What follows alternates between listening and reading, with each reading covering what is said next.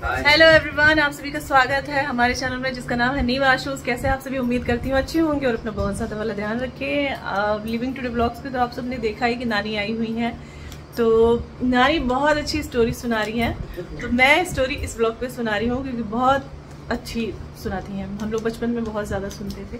तो आज आप सबकी बारी है, आप सब सुनिए, ठीक है। बाकी का सारा हमारा ब्लॉग जो है वो लिविंग टुडे ब्लॉग्स पे है, तो आप सभी जा करके देख लीजिएगा।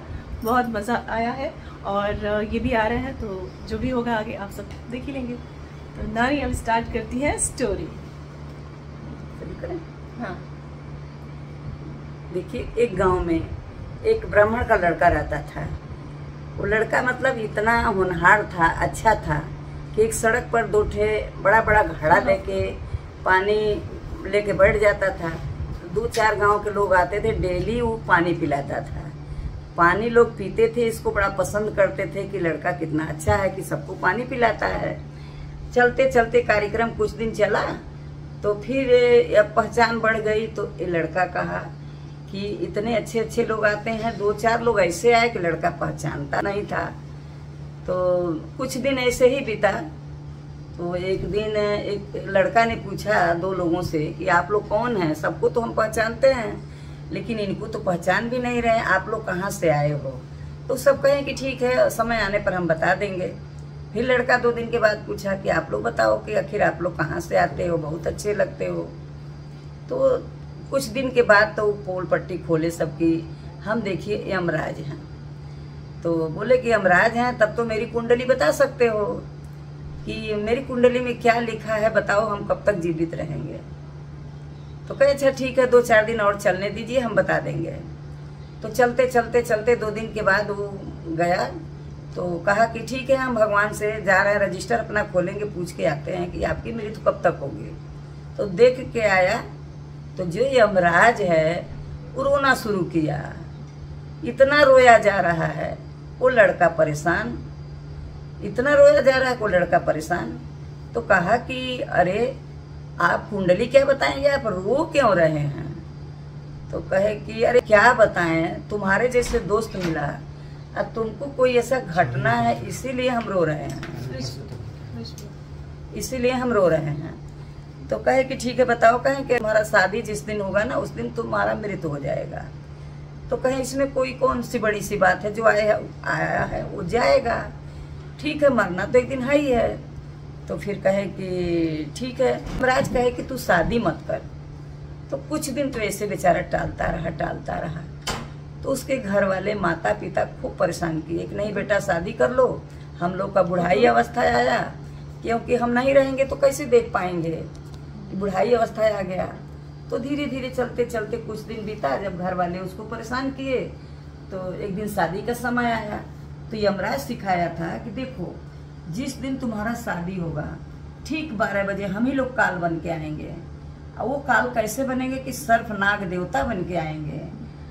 तो कहा कि बहुत अच्छी बात है कि अगर तुम लोग तो मेरे दोस्त बन गए, अगर आओगे तो ऐसा डंक मारना कि हम एक ही बेर में चल बसेंगे। तो कहा ठीक है। तो शादी हुई, बड़ी धूमधाम से शादी विवाह हो गया। शादी विवाह का संपन्नता बढ़ता गया। उस दिन क्या हुआ कि जिस दिन शादी था, धूमधाम से शादी हुआ। जो पत्नी थी लड़का के, वो पूरा थाल सजा के बैठी थी, खाना पानी लेकर के, मेरे पति देव आएंगे तो हम दोनों लोग एक साथ खाना खाएंगे। फिर क्या किया कि बैठी थी थाल में लेके, तब तक 11:15 बज रहा रात में। तो लड़का सीढ़ी पर ऊपर चढ़ने लगा कि चले अंतिम क्षण पत्नी से शायद मुलाकात भी हो जाए। तो अभी सीढ़ी से नीचे ही रहा, तब तक सर्प काल देवता बैठे थे सीढ़ी पर। अब पत्नी पल्ला के आके झांक रही थी, सारी बातें सुनना शुरू कर दी। अभी लोग बताए तो कहा कि अभी देखिए घड़ी में 15 मिनट बाकी है। तो कहा ऐसे हमको डंक मारना ना कि हम एक ही बेर में मर जाएं, 4 बेर डंक मारने की जरूरत नहीं है। तो फिर वो कहे कि अरे यार मारो ना एक डंक, एक ही डंक मार दो, हमको पता चला। 1-2 डंक वो मारा, गिरा, लेकिन इसको कोई असर नहीं हो रहा। 10 मिनट के बाद एक गांव में ब्राह्मण रहता था, ब्रेकर तो यहीं लगा था। एक ब्राह्मण रहता था, ठीक 12 बजे उसकी लड़की की डिलीवरी हुआ। और बहुत गरीब आदमी था, मड़ई में रहता था। डिलीवरी हुआ तो लड़की कुछ देर बीता, लड़का पैदा हुआ तो कही पापा मुझे भूख लगी है, मुझे खाना ला दो, खाना ला दो। तो कहा कि बेटा कहाँ से इस समय हम खाना ले आएंगे। तो कहा नहीं, खाना लाओगे ना तो अपना बच्चा खा जाएंगे हम, तो दोनों हम मर जाएंगे, इससे बहुत बड़ा अपराध होगा, नहीं तो कहीं से खाना मांगो। अब गरीब ब्राह्मण बेचारा बूढ़ा लगा गांव में घूमने, किसी के घर खाना है खाना है खाना है, सबका फाटक बंद। एक ही घर ऐसा मिला कि उस घर में शादी थी, उस सब लोग सोए थे, लेकिन वही लड़की जिसकी शादी हुई थी, पति की कहानी सुन के कि मेरा पति तो मरने वाला है, ये थाल सजा के जो बैठी हूँ खाना कौन खाएगा। तो वो ब्राह्मण आया था, तो ये क्या कि मार दुख में वो पूरा थाल का खाना ब्राह्मण को पकड़ाई थी कि लीजिए बाबा आप भोजन करिए। वो खाना लेके गया तो अपने बेटी को दिया, बेटी जितना खाना था पूरा खाना खा गई। उसके बाद पूछी कि पिताजी खाना कहाँ से ले आए।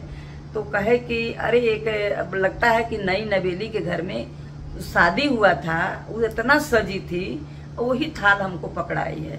वो लड़की इतना खाना खा चुकी थी कि उसके रुआ से आशीर्वाद आया कि जाओ जिसने इस थाल का भोजन हमें पकड़ाया वो अखंड सौभाग्यवती रहे।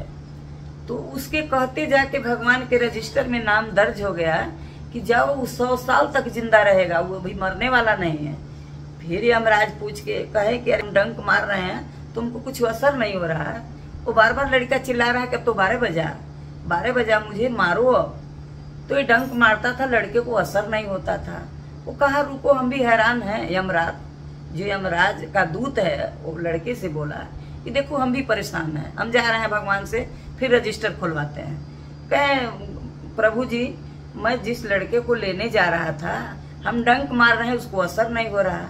तो जब रजिस्टर खोले कहे देखो अभी 10-15 मिनट में एक लड़की, गरीब लड़की को डिलीवरी हुआ, वो खाना खाई, उसकी पत्नी ने खाना खिलाया, थाल सजा के भेजा और भर पेट भोजन की इतना बढ़िया आशीर्वाद दी कि जाओ भोजन कराने वाला अखंड सौभाग्यवती रहे। इससे उसको 100 साल का वरदान मिल गया। वो 1-2 दिन का 1-2 घंटा का वो 100 साल का अमर हो गया। तो बेटा भूखे का भोजन और हरि का भजन कभी भूलना नहीं चाहिए। कोई प्यासा आता है, कोई भूखे भोजन मांगता है, भूखा भोजन मांगता है, तो हमारी कर्तव्य क्या बनता है कि मैं उसको भोजन करा दूं। और हरि का नाम लेना तो अच्छी बात है। बेटा अगर कहानी अच्छी लगी तो जरूर आप लोग बताइएगा, फिर कहानी दूसरी सुनाऊंगी। हाँ धन्यवाद। ये स्टोरी सुन के ना मेरे गूज बम्स आ गए कि एक इंसान जिसकी मृत्यु तय थी, उसके बाद उसी दिन एक किसी भूखे को भोजन कराने के बाद उसको ये आशीर्वाद मिला कि वो भी दिल से, जाहिर सी बात है जब इंसान एकदम भूखा रहता है और उसको भोजन करा दो किसी भी चीज में, हाँ तो उसके रोए से तो आशीर्वाद आएगा ही। तो अपना बच्चे खाने के लिए मांग रही थी कि हम अपना बच्चा खा जाएंगे, खाना नहीं मिलेगा तो। हाँ तो फिर उसका आशीर्वाद उसकी पूरी जिंदगी उसको अमर कर दिया। तो इसीलिए कहा जाता है कि सबकी मदद करनी चाहिए। भूखा है कोई, हरि का भजन और भूखे का भोजन जरूर कराना चाहिएगा बेटा, यही हम लोगों का कर्तव्य है। हमारी वीडियो अच्छा लगे तो लाइक कीजिएगा, शेयर कीजिएगा और सब्सक्राइब कीजिएगा। कहानी सुनाऊंगी आप लोगों को। हाँ कैसा लगा आप सबको, आप सब बताइएगा। और ये लोग इतना इंटरेस्टेड इसलिए नहीं थे फिलहाल क्योंकि ये लोग स्टोरी सुन चुके हैं पहले, इसीलिए पहली बार में ये लोग बहुत आराम से सुन रहे थे कि नानी सुनाइए, तो एक्साइटमेंट थी। अब ये लोग सुन चुके थे, अब दूसरी स्टोरी सुनने के चक्कर में है, तो मैंने कहा नहीं ये स्टोरी अच्छी है, आप पहले ये वाली स्टोरी सुनाइए। हाँ फिर सुनाएंगे। हाँ तो वीडियो कैसी लगी जरूर बताइएगा। और बाकी का हम क्या कर रहे हैं, बहुत बड़ी गुड न्यूज है। बस इतने दिन से जो मैं परेशान थी, इतना ज्यादा टेंशन में थी, पूरे 20-25 दिन से मेरे सर का दर्द नहीं जा रहा ना, अब ठीक हो जाएगा। अब ठीक हो जाएगा, अब उम्मीद है कि ठीक हो जाएगा। और आप सबने बीच में देखा ये भी आ चुके हैं, ऊपर गए ना रूम में, ये भी आ चुके हैं। तो वेलकम भी मैं नहीं कर पाई क्योंकि नानी की स्टोरी सुन रही थी। मैं बगल में बैठा के दिखाऊंगी। हाँ तो मिलिएगा आप सभी थोड़ी देर बाद, कोई साथ में आया हुआ है तो वो ऊपर रूम में फ्लैट पे गए हुए हैं, तो आते हैं तो निवाशुस कह रही हूँ, लिविंग टुडे ब्लॉग्स पे मैं मिलवाती हूँ। और बाकी सारी चीजें ओपन होंगी लिविंग टुडे ब्लॉग्स पे ही, तो वहां पे जाकर के आप सभी देख लीजिएगा और इस चैनल को भी सब्सक्राइब कर लीजिएगा और अपना ध्यान रखिएगा। Thank you so much, bye bye bye bye and take care. Thank you.